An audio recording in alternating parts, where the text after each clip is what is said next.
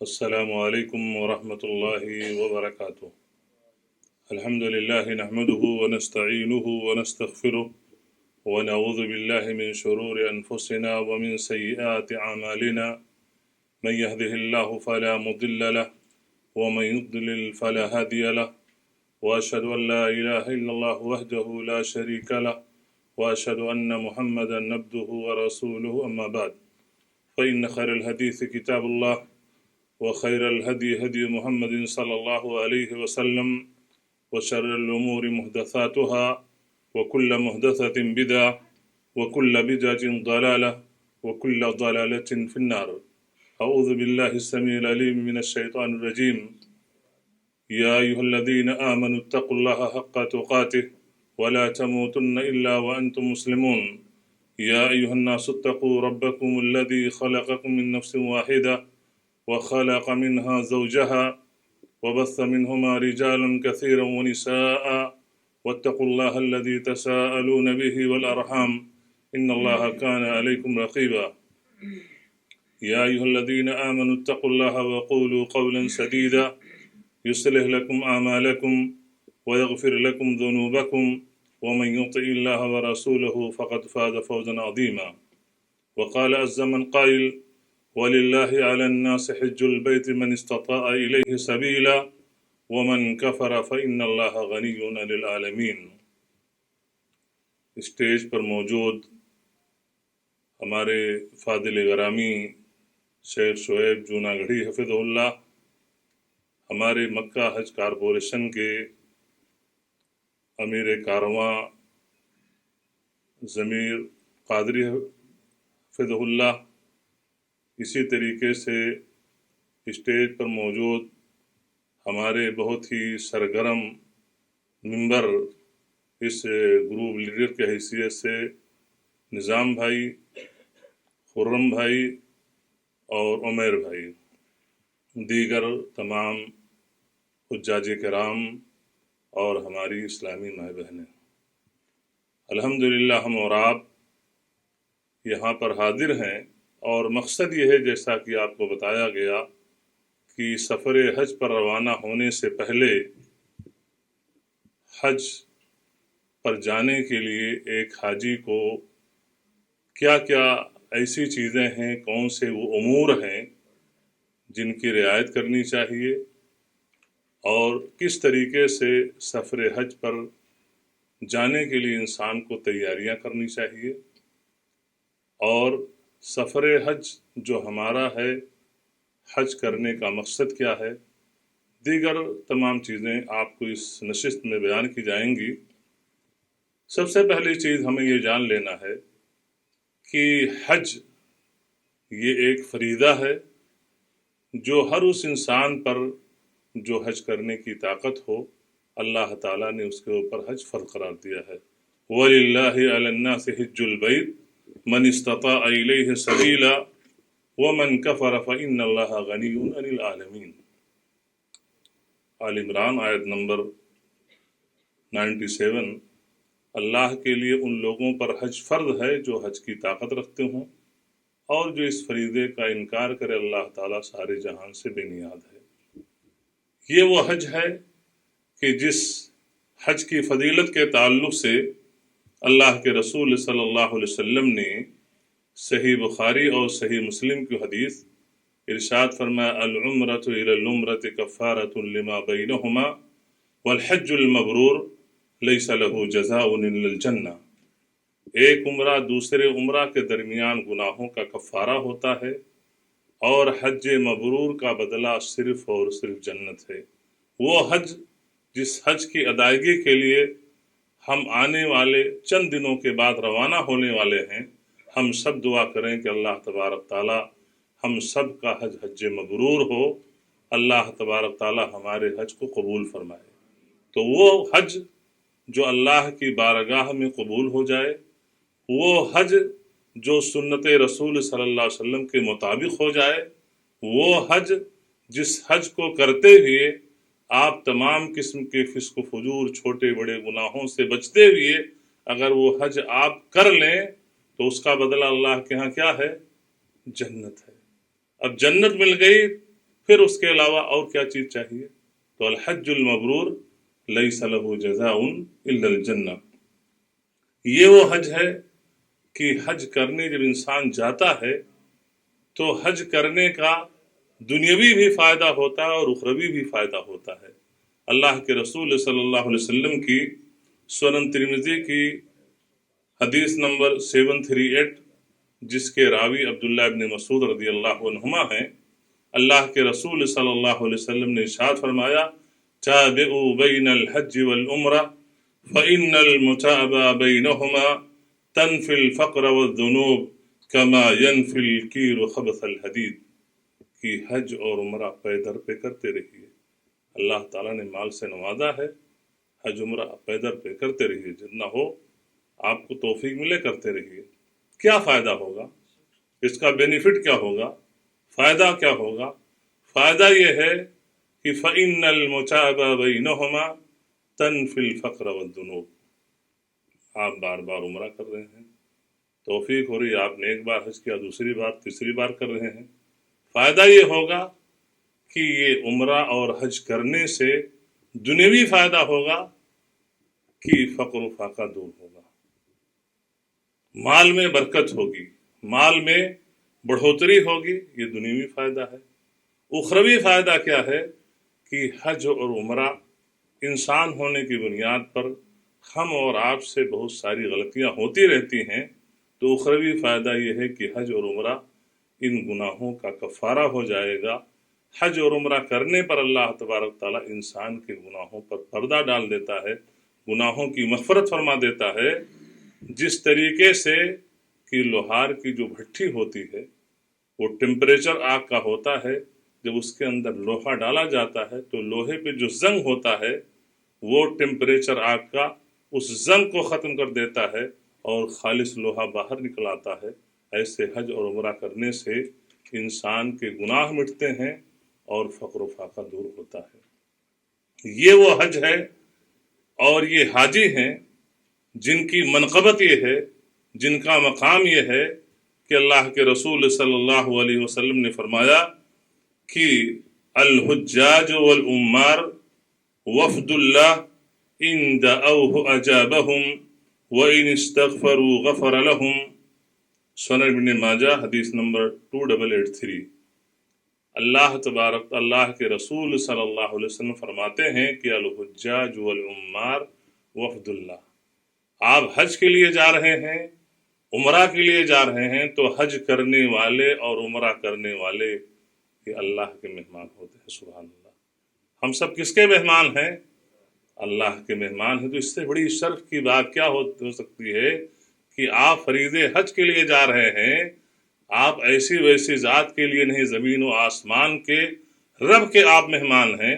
اپنے آپ قدر کو سمجھیے، اپنے آپ مقام کو سمجھیے کہ اللہ کے آپ مہمان ہیں۔ ان دعوہم اجابہم، وہاں پہنچ کر کے اس رب کے سامنے اپنے ہاتھوں کو پھیلاؤ گے، پکارو گے، اپنے حاجات اور اپنی ضروریات کو رکھو گے، اللہ تعالیٰ تمہاری دعائیں قبول فرماتا ہے۔ وَإِنِ اسْتَغْفَرُوا غَفَرَ لَهُمْ، اور اگر یہ مہمان جو اللہ کے مہمان ہیں اور یہ اپنے وطن عزیز، اپنے کنبہ قبیلے، مال و جائیداد، کمپنی، فیکٹری، جائیداد سب کو چھوڑ کے وہاں پہنچے ہوئے ہیں، ان استغفروا غفر لہم، اگر یہ اپنے گناہوں کی مغفرت طلب کریں تو اللہ تبارک تعالیٰ اپنے ان مہمانوں کے گناہوں کو معاف فرما دیتا ہے۔ ہم اور آپ ہیں کہ ایک انسان کے گھر اس کا مہمان آتا ہے، اور مہمان آپ کے ہمارے گھر ہمارا مہمان پہنچ جائے، اور اگر کسی ایسی چیز کا مطالبہ کر دے جس کو پورا کرنے کی میزبان طاقت رکھتا ہو تو پورا کرے گا کہ نہیں کرے گا؟ کہ بھی مہمان ہمارے گھر آیا ہوا ہے اور معمولی سے کسی چیز کی ریکویسٹ کر رہا ہے اور اس کے کرنے پر وہ قادر ہے تو کہ جی ہاں، حاضری خدمت میں۔ تو اللہ تعالیٰ جو ساری کائنات کا خالق و مالک ہے، اس کا خزانہ بہت وسیع ہے، اس کے ہاں کسی چیز کی کمی نہیں ہے۔ اگر آپ خلوص و للہیت کے ساتھ اپنے ہاتھوں کو اٹھائیں گے، گناہوں کی مغفرت کے طلبگار ہوں گے، تو اللہ تعالیٰ کے آپ مہمان ہیں، اللہ تعالیٰ آپ کے ان گناہوں کو معاف فرما دے گا۔ تو یہ ہمارا اور آپ کا اور حج کرنے والے کا، عمرہ کرنے والے کا یہ مقام اللہ کے رسول صلی اللہ علیہ وسلم نے بیان فرمایا ہے۔ یہ وہ حجاج کرام ہیں کہ اللہ کے رسول صلی اللہ علیہ وسلم کی سنن ترمذی کی حدیث، جس کے روایت کرنے والے سہل ابن سعد الساعدی رضی اللہ تعالیٰ عنہ ہیں، فرماتے ہیں کہ ما من ملب یلبی الا لبى ماء عن يمينه وعن شماله من حجر او شجر او مجر حتى تنقطع الارض ها هنا وها هنا۔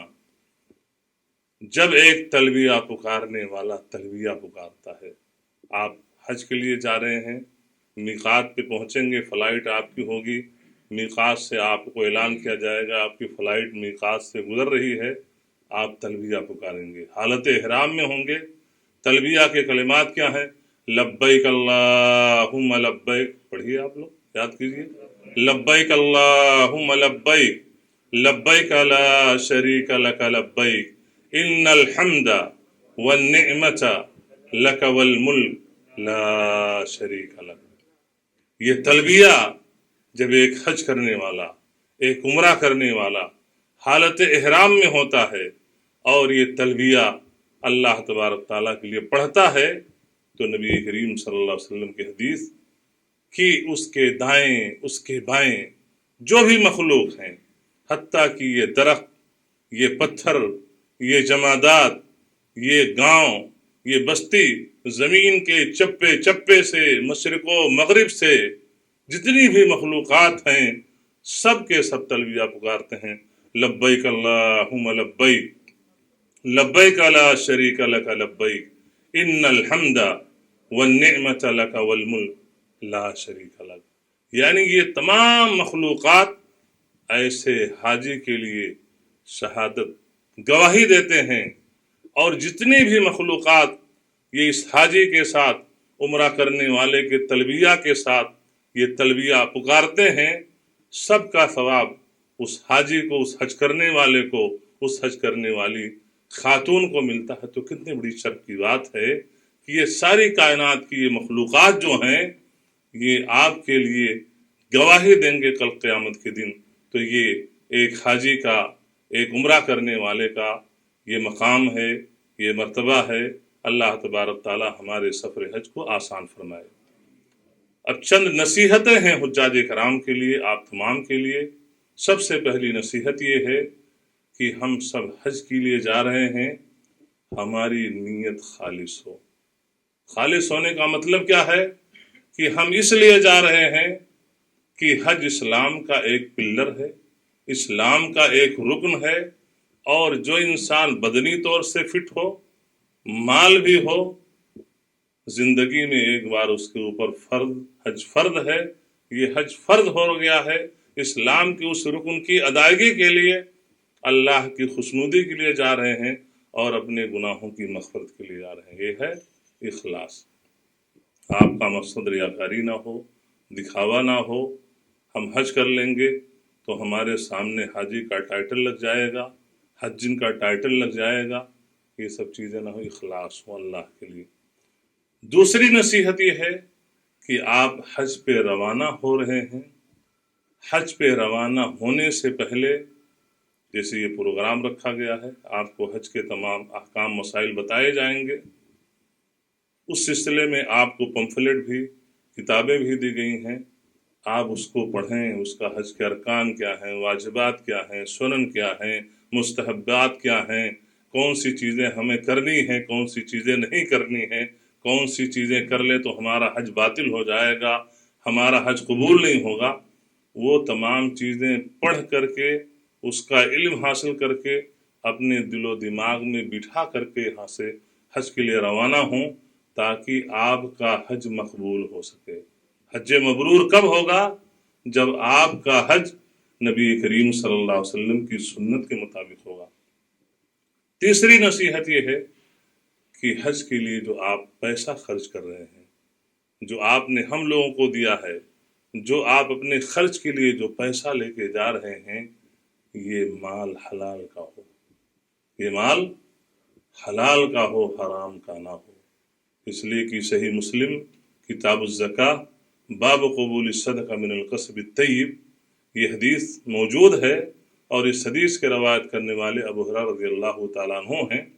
हदीस के अल्फाज हैं कि रजुलुन युतिलु सफर अशअथ अकबर यमुद्दु यदैहि इलस्समा यक़ूल या रब व मचअमहु हराम व मशरबहु हराम व मलबसहु हराम व गुज़िय बिल हराम फ़अन्ना इस्तजाब लिज़ालिक। एक इंसान लंबी सफ़र तय करता है और उस वक्त जो वसाइल सफ़र थे वो पानी की कश्तियाँ होती थीं, ऊँट खच्चर और गधे और घोड़े हुआ करते थे। आज की तरह से चार्टर्ड फ्लाइटें और मर्सिडीज BMW और दूसरी लग्जरी गाड़ियाँ नहीं हुआ करती थी कि हज़ारों किलोमीटर इंसान सफ़र कर ले लेकिन कपड़े पर शिकन ना आए। तो उस वक्त का जिक्र अल्लाह के रसूल सल्लल्लाहु अलैहि वसल्लम कर रहे हैं कि इंसान लंबी सफ़र तय करता है, सर के बाल बिखरे हुए होते हैं, जिस्म पे गर्दो गुबार होते हैं, अपने हाथों को अल्लाह के सामने उठाता है, ऐ मेरे रब, अपनी हाजात को, अपनी ज़रूरियात को अल्लाह के सामने रखता है, मांगता है, दुआएं करता है। लेकिन मामला क्या है? मचअमहु हराम, जो खाना खाया है वो हराम का है। मशरबु हराम, जो पानी, जो बिस्लरी, जो जूस, कोल्ड ड्रिंक जो पिया है वो हराम का है। वह गुज़िय बिल हराम, हराम ही तरीके से उसकी परवरिश की गई है। मलबसहु हराम, ब्रांडेड जो कपड़े पहने हुए है ये भी हराम का है। सब हराम का, हराम कमाई में डूबा है, लथपथ है। फ़अन्ना युस्तजाबु लिज़ालिक, ऐसे इंसान की दुआ बारगाह इलाही में कैसे कबूल हो सकती है? तो ज़रूरी है कि आप हज के लिए जा रहे हैं, जो ज़ादे राह है, जो खर्च है, जो पैसा आप खर्च कर रहे हैं, ये पैसा हलाल का हो ताकि आपका हज मकबूल हो सके। चौथी नसीहत ये है कि हज के लिए आप जा रहे हैं, आप अच्छे लोगों की, नेक लोगों की सोहबत अख्तियार करें। अब एक इंसान कह सकता है भाई हज के लिए जा रहे हैं, हज बुरे लोग करने के लिए जाते हैं, हज अच्छे लोग करने जाते हैं ना। यहाँ ये है कि दीनी मिजाज लोगों की सोहबत अख्तियार कीजिए। दीनी मिजाज, जो दीनी मिजाज रखते हों, जो वहाँ पहुँचें तो आपको नेक काम करने का हुक्म दे सकें। वरना अभी कुछ गलतियाँ जो हाजियों से होती हैं उसको जब बताऊँगा मैं आपको, तो आपके पेशानी पे पसीना आ जाएगा कि ऐसे भी लोग वहाँ जाते हैं हज करने के लिए। तो दीनी मिजाज लोगों की सोहबत अख्तियार करें, चाहे हमारी बहनें हैं, चाहे हमारे भाई हैं, कि वहाँ जिनकी सोहबत अख्तियार करें वो दीनी मिजाज हों, ताकि नेक कामों में वो आपकी मदद कर सकें। और कोई गलत और नाजायज़ काम करना चाहें या करें तो आपको रोक सकें कि बहन ये गलत है, भाई ये गलत है। तो ये चंद नसीहतें हैं जिनको मैंने आप लोगों के लिए करना चाहा। उम्मीद है कि आप लोग इस पर अमल करेंगे। अब इसके बाद में चंद वो चीज़ें हैं कि जिनसे एक हाजी को बचना बेहद ज़रूरी है, और ये चीज़ें आम तौर से हाजियों से होती रहती हैं जो हाजियों की शान के ख़िलाफ़ हैं। आप हालत एहराम में हैं और आप ये चीज़ें करें, ये हाजी की शान के ख़िलाफ़ है। सबसे पहली चीज़ ये है कि इंसान हालत एहराम में होता है और हालत एहराम में होते हुए गैर ज़रूरी बातें, गीबत, चुगलखोरी, फलां ऐसा है तो फलां ऐसा है तो फलां ने ऐसा किया तो फलां ने वैसा किया, सब क्या है? ये गीबत है, चुगलखोरी है, ऐबजुई है। ये आम हालात में भी हराम है। और अगर आप हालत एहराम में हैं, सफ़र हज के लिए गए हैं, उम्रा के लिए गए हुए हैं, बल्कि बसा औकात तो हम लोग मुशाहिदा करते रहते हैं कि लोग तवाफ कर रहे होते हैं, सफ़ा मरवा की सही कर रहे होते हैं, मिना खेमों में होते हैं, मैदान अरफात में होते हैं, लेकिन ये चक्की चल रही होती है बगैर किसी लगाम के। तो ये चीज़ क्या है? ये चीज़ें ना हो, इसलिए कि आप सफ़र हज पर हैं, पिकनिक नहीं है। ये जो चीज़ें नहीं होनी चाहिए, इंशाअल्लाह आप लोग इसकी ज़रूर रियायत करेंगे। और यहाँ भी मजलिसों में आपको गीबत चुगलखोरी नहीं करनी चाहिए। दूसरी चीज़ ये है कि हमारी बहनें हैं, ये देखने में चीज़ आती है कि जब अभी जिस दिन हमारी फ्लाइट होगी, जाएंगी, तो बहनों के हाथ में मेहंदियाँ लगी हुई होती हैं, मुज़य्यन हथेलियाँ होती हैं, बास हमारी बहनों की। आप हज के लिए जा रही हैं, आपको जब आप हालत इहराम में हैं, आपको यह है कि अजनबी मर्दों से पर्दा करना है, तो ये हथेली पे जो मेहंदी लगी हुई है एक जीनत है। और ये जीनत किसके लिए होनी चाहिए? ज़ेबो जीनत किसके लिए होनी चाहिए? अपने शौहर के लिए। जज़ाकल्लाह खैर। हमारी बहनें बेदार हैं, अल्लाह ताला इन्हें मजीद दीनदार बनाए। जवाब आया कि ज़ेबो जीनत और मेकअप किसके लिए? शौहर के लिए। और कहाँ? घर के अंदर की शॉपिंग के लिए जाएं तब। घर के अंदर शॉपिंग में, बाजार में, फंक्शन में, कहीं भी जाएं, शौहर भी हो तो भी मेकअप नो अलाउ। तो ये जो मेहंदी लगा करके हमारी बहनें जाती हैं, इससे परहेज करें, इसलिए कि ये जीनत है और जीनत का इजहार ये अजनबी मर्दों के लिए जायज़ और दुरुस्त नहीं है। इसी तरीके से तीसरी गलती जो हमारे बाज़ भाई करते हैं, वो आम तो कभी कभी फ्लाइट में ये चीज़ पेश आती है कि इंसान हालत इहराम में होता है, फ्लाइट में खाना पेश किया जाता है। कभी ऐसा मामला आया, वो आदमी खाना नहीं खाता, इसलिए खाना क्यों नहीं लेने भाई? इसलिए कि उसमें खुशबू है, मीट में या स्वीट में या कुछ खुशबू है। मेरे दीनी भाइयों, खुशबू का इस्तेमाल हालत एहराम में जायज़ नहीं। जब आप एहराम पहन लिए तो एहराम के पहनने के बाद आप एहराम के कपड़ों पर या जिस्म पर परफ्यूम और खुशबू इस्तेमाल नहीं कर सकते हैं। लेकिन खाना जो है, खाने में अगर ये खुशबू आ रही है तो उसका इस्तेमाल जायज़ है। वरना अगर यही आप सोच के बैठ लें तो 5 दिन आप रहेंगे अय्याम हज में तो मौत भी हो सकती है, हैं? तो वो गलती ना करें, इसलिए कि वो हालत इहराम में वो चीज़ जायज़ हो, मना नहीं है। इसी तरीके से एक और गलती देखने में आती है कि हमारे हाजी भाई जब निकलते हैं तो अभी घर से निकलते हुए और घर पहुंचने तक सेल्फी, एहराम पहने तो सेल्फी, फ्लाइट में बैठ रहे हैं तो सेल्फी, अभी हरम में दाखिल हुए तो सेल्फी, तवाफ कर रहे हैं तो सेल्फी, दुआ कर रहे हैं तो सेल्फी, अरफात महंगा, सेल्फी ही सेल्फी, पूरी एनर्जी वही में सर्फ हो रही है। तो आप हज करने गए हैं लोगों को दिखाने के लिए कि लोगों के रब को मनाने के लिए? किसके लिए गए हैं आप? हमारी बहनें जवाब दें। लोगों को दिखाने के लिए कि रब को मनाने के लिए? रब को मना लोगे तो हमारा और आपका रब हमारे गुनाहों को माफ फरमा देगा, जन्नत और जन्नत की नेमतों का हकदार बना देगा।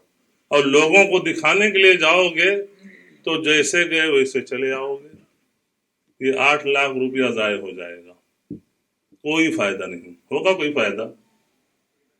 तो ये है कि ये सेल्फी जो है ये बहुत बड़ी भला है, इससे आप लोग बचें।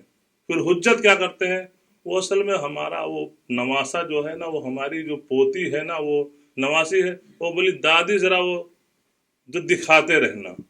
अल्लाह के बंदियों, अल्लाह के बंदो, टेलीकास्ट सब चीज़ें हो रही, यूट्यूब पे जाओ सब मौजूद है। ये हजर अस्वद है, ये मकाम इब्राहिम है, ये रुकन यमानी है, ये जमरात है, ये अरफात है, ये फला है, यूट्यूब पे सब मौजूद है कि नहीं मौजूद है? अपने उन नवासियों से, उन पोतियों से कहो कि सब मौजूद है, बेटे देखो टेलीकास्ट हो रहा है। लेकिन आप अपने अमल को इस तरीके से सेल्फी में अपने औकात को ज़ाय न करो। इसी तरीके से एक और कमी जो हाजियों में पाई जाती है वो ये है कि नेक अमल करके उसका ढढोरा पीटना। समझ में बात आई? कितने हाजी होते हैं, वहाँ पहुँचते हैं, यहाँ इंसान 5 वक्ता नमाज भी नहीं पढ़ता था, वहाँ गया तो अल्लाह की तौफीक हुई, कुछ लोग रूम के मिल गए, अच्छे लोग मिल गए, दीनदार लोग मिल गए, तहज्जुद का पाबंद हो गया, तहज्जुद के लिए चला गया। वो जब रेस्टोरेंट पे आके बैठा, आज तो मैं 2 ही बजे उठ गया और गया खाने काबा का तवाफ भी किया और दोबारा कुरान मैंने पढ़ ली, फजर की नमाज पढ़ी और चाश की नमाज पढ़ कर के आया, तो मैंने 3 तवाफ किया, तो मैंने ये किया। तो ये क्या है? یہ اپنے عمل کا ڈھٹورا نہ پیٹا جائے۔ عمل کس لیے آپ کر رہی ہیں؟ اللہ کے لیے۔ تو آپ سے کون پوچھ رہا ہے؟ آپ اس عمل کو اپنے اور اللہ کے درمیان رکھیں۔ کوئی اگر پوچھے بھی تو بھائی جس کے لیے آج اللہ تعالیٰ جتنی توفیق دے رہا ہے اتنا ہم کر رہے ہیں، اس لیے کہ شیطان بڑا حریص ہے۔ شیطان کی چالیں بڑی زبردست ہیں۔ آپ کو سلا نہیں سکا، آپ 2 بجے اٹھ گئے اور آپ چلے گئے، تہجد پڑھی آپ نے، طواف کیا، تلاوت قرآن کیا، ذکر و اذکار کی، آپ صبح 7 بجے آ رہے ہیں، 2 بجے گئے اور 7 بجے آ رہے ہیں، 5 گھنٹہ آپ نے حرم میں گزارا، شیطان کو آپ نے شکست دے دی۔ وہ 5 گھنٹے کی محنت شیطان یہ 1 منٹ کے اندر ضائع کروا دیا۔ اس لیے کہ جب لوگوں کے بیچ میں بیٹھ کے آپ نے بیان کیا تو ریاکاری آ رہی ہے، دکھاوا آ رہا ہے، تو یہ اپنے عمل کا ڈھٹورا نہ پیٹیں۔ بعض بھائی ہوتے ہیں، بعض بہنیں وہاں بچا لیتی ہیں، لیکن جب یہاں پہنچتی ہیں، حج سے واپس ہونے کے بعد لوگ ملنے جلنے کے لیے آتے ہیں، تو میں 2 بار قرآن ختم کی وہاں تھی، روزانہ 3 طواف کرتی تھی، اتنے طواف میں نے کی، یہ سب کیا ہے؟ عمل ضائع ہو جائے گا۔ اس لیے اپنے نیک عمل کا ڈھڈورا پیٹتے ہوئے نہ چلیں، اس کو اپنے اور اللہ کے درمیان رکھیں، کیونکہ بہت سے حاجی یا حجن ہوتی ہیں، میں تو گئی تھی تو اتنا طواف کرتی تھی، تو آپ کتنا کی بہن سواری؟ جتنے اللہ تعالیٰ نے مجھے توفیق دی اتنا میں نے کیا، میں کاؤنٹ کرنے کے لیے نہیں گئی تھی، نہ میرا مقصد ہے میں آپ کو بتاؤں، بس ہمارا رب ہمارا مولا وہ قبول فرما لے ہماری کوششوں کو، بس یہی ہماری طلب تھی اور یہی جستجو ہے، تو اس کا خاص خیال رکھیں۔ اسی طریقے سے اپنی انرجی اور اپنی صلاحیت شاپنگ کرنے میں نہ خرچ کریں۔ کتنے حاجیوں کو دیکھا جاتا ہے کہ بس شاپنگ ہی شاپنگ، کس مقصد کے لیے آئے ہیں، کس چیز کے لیے آئے ہیں، اس کے اندر ان کی توجہ اتنی نہیں ہوتی ہے جتنی شاپنگ اور مارکیٹنگ میں ہوتی ہے۔ وقت ضرورت آپ کر لیں، لیکن یہ ہے کہ ہمہ وقت آپ اسی میں لگے رہیں، تو ایک حاجی کے شایان شان یہ چیز نہیں ہے۔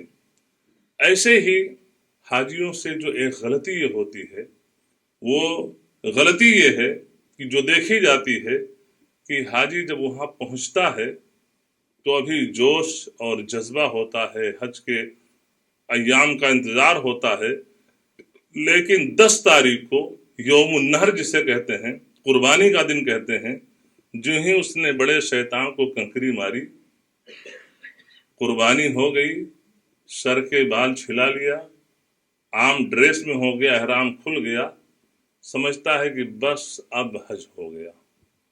اب اس کے بعد میں جو اسپیڈ عبادت کی، جو جذبہ اور جو خروش تھا، وہ 50% لیس ہو جاتا ہے۔ بس اب تو حج ہو گیا۔ اب وہ غیبت بھی کر رہا ہے، چغل خوری بھی کر رہا ہے، اناپ شناپ حرکتیں بھی کر رہا، وہ تو حج ہو گیا نا۔ ارے بھائی حج ہو گیا تو آزاد ہو گیا، ابھی بھی آپ کے حج کے کام باقی ہیں۔ بھائی 11-12 کی رات منا میں آپ کو رہنا ہے، ابھی 11-12 کو تینوں جمرات کو کنکری مارنی ہے، ابھی طواف وداع کرنا ہے، یہ تمام کام حج کے ہیں، اور یہ تمام کام ہو بھی جائیں، طواف وداع بھی کر لیں، تو کیا آپ آزاد ہو گئے؟ حج ہو گیا؟ اب جو چیزیں حج سے پہلے حرام تھیں، اب حج کے بعد وہ حلال ہو گئی؟ قطعاً نہیں۔ تو یہ تصور بھی غلط ہے کہ حج ہو گیا۔ ایسے ہی ایک غلطی جو حاجیوں سے ہوتی ہے وہ یہ ہے کہ جب حاجی حج کرتا ہے اور جب عمرہ سے فارغ ہوتا ہے، عمرہ سے فارغ ہونے کے بعد جب اپنے سر کے بالوں کو چھلاتا ہے تو وہیں پر وہی حرم میں اپنے داڑھی کو بھی کلین کروا دیتا ہے۔ میرے دوستو، داڑھی کا چھیلنا اور کٹانا یہ کیا ہے؟ یہ حرام ہے۔ داڑھی رکھنا سنت نہیں ہے، لوگ کہتے ہیں سنت ہے، سنت نہیں، یہ واجب ہے۔ جیسے آپ نماز کے چھوڑنے پر آپ گنہگار ہوں گے، ایسے داڑھی کو نکلوانے پر بھی آپ گنہگار ہوتے ہیں۔ تو یہ برا عمل آپ اللہ کے لیے وہ نہ کریں۔ یہاں سے جا رہے ہیں گناہوں کی مغفرت کریے کہ اللہ تعالیٰ آپ کے گناہوں پہ پردہ ڈال دے، آپ کے گناہوں کو معاف فرما دے، اور آپ وہی طواف کرتے ہوئے، وہی منا میں رہتے ہوئے، وہی عرفات میں رہتے اپنے ہاتھوں کو اٹھاتے ہیں تو اللہ تعالیٰ سے توبہ استغفار کرتے کہ نہیں کرتے ہیں؟ اللہ تعالیٰ ہمارے گناہوں کو معاف فرما دے۔ تو یہ گناہ ہے، آپ جا رہے ہیں لیکن جب لوٹیں تو اپنے چہرے پر نبی کریم صلی اللہ علیہ وسلم کی سنت لگا کر کے، نبی کریم صلی اللہ علیہ وسلم کے جیسا چہرہ بنا کر کے آپ واپس لوٹیں، تاکہ دیگر وہ لوگ جو حج پہ جانا چاہتے ہیں یا فریض حج میں کوتاہیاں کر رہے ہیں، ان کے اندر بھی ایک جذبہ پیدا ہو سکے۔ دیکھیے ہمارا فلاں بھائی گیا تھا، جب یہ حج کرنے کے لیے گیا تھا، حج کرنے سے پہلے حالت کچھ تھی لیکن ابھی لوٹ کر کے آیا تو زندگی میں انقلاب آ گیا۔ اس لیے جب لوگ آپ کو حج کے لیے چھوڑنے کے لیے ایئرپورٹ پہ جاتے ہیں، وہی لوگ آپ کو ریسیو کرنے کے لیے بھی جاتے ہیں۔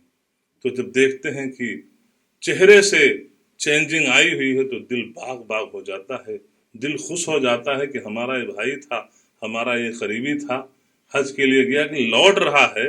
یہ چہرے سے آثار نمایاں ہیں کہ کچھ چینجنگ ہو کر کے آئی ہے، کچھ تبدیلی ہو کر کے ہمارا رشتہ دار لوٹا ہے، تو دل کو خوشی ہوتی ہے، دل باغ باغ ہوتا ہے، اور اس آدمی کے اندر بھی جذبہ پیدا ہوتا ہے کہ اللہ تعالیٰ مجھے بھی توفیق دے دے۔